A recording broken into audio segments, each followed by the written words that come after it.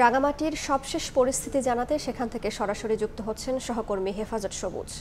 রাঙামাটির পরিস্থিতির যদি সর্বশেষ অবস্থা বলি তাহলে আজ দুপুর 12টা থেকে 144 ধারা প্রত্যাহার হবার পর থেকেই জনজীবন অনেকটাই স্বাভাবিক হয়ে এসেছে।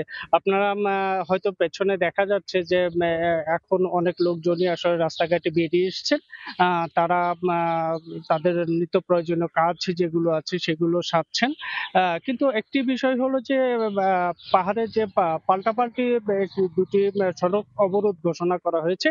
এই কারণে আসলে শহরে কোনো ধরনের যানবাহন চলছে না, গণপরিবহনও চলছে না। যেহেতু রাঙামাটি পার্বত্য জেলা, সেহেতু এখানে গণপরিবহন বলতে একমাত্র সিএনজি অটোরিকশাই রয়েছে। তো সিএনজি অটোরিকশা না চলার কারণে আসলে অনেকটাই এখন মানুষ যারাই বের হচ্ছে তাদেরকে পায়ে হেঁটে তাদের যে কাজকলাপ বা নির্দিষ্ট গন্তব্যে পৌঁছাতে হচ্ছে। বেলা 5টার পর থেকে আসলে কিছুটা সিএনজি দুই একটা সিএনজি চালু হয়েছে। তবে যেহেতু শ্রমিকদেরও একটি অবরোধ কর্মসূচি রয়েছে, যেহেতু তারা দাবি করছেন যে তাদের যে হামলায় করে যানবাহন ভাঙা হয়েছে, এজন্য তারা তাদের নিরাপত্তার জন্য এই দাবিটি তারা করেছেন এবং অবরোধটি ডেকেছেন।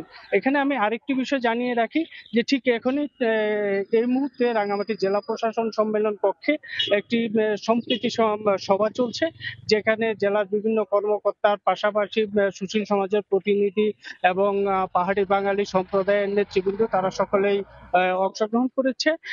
যতক্ষণ পর্যন্ত আমি সবাই ছিলাম সেখানে আসলে প্রত্যেকেই এখানে যে অপ্রীতিকর ঘটনা ঘটেছে, এই অপ্রীতিকর ঘটনার সঙ্গে যারাই জড়িত থাকে তাদেরকে আইনের আওতায় আনার জন্য তারা জোর সুপারিশ করেছে। এবং সভা যেহেতু এখনই চলছে, আরেকটি বিষয় বলে রাখি যে এই সভা শেষ হওয়ার পরপরই আসলে জেলা প্রশাসনের পক্ষ থেকে এখানে যে মোটরযান মালিক সমিতি আছে তাদের সঙ্গে একটি সভা করা হবে। আমরা মোটামুটি জানতে পেরেছি যে হয়তো সেখানে একটা যদি আলোচনা হয় এবং শান্তিপূর্ণ বা আশ্বাসযোগ্য আলোচনা হয়, তাহলে তারপর থেকে তারা তাদের যে অবরোধ কর্মসূচিটি আছে সেটি প্রত্যাহার করে দেবে। তো এই অবরোধ কর্মসূচি যদি প্রত্যাহার হয়ে যায় তাহলে সেক্ষেত্রে রাঙামাটিতে আসলে জনজীবন অনেকটাই স্বাভাবিক হয়ে যাবে। মানুষের চলাফেরা করতে আর কোনো ধরনের কষ্ট থাকবে না। এখানে আরেকটি বিষয় জানিয়ে রাখি, রাঙামাটির যে আসলে এখানকার যে সার্বিক পরিস্থিতি 144 ধারা প্রত্যাহারের পর যে জনজীবন স্বাভাবিক হচ্ছে, এই ছিল আমার কাছে তার সর্বশেষ। সরাসরি যুক্ত ছিলাম রাঙামাটিতে।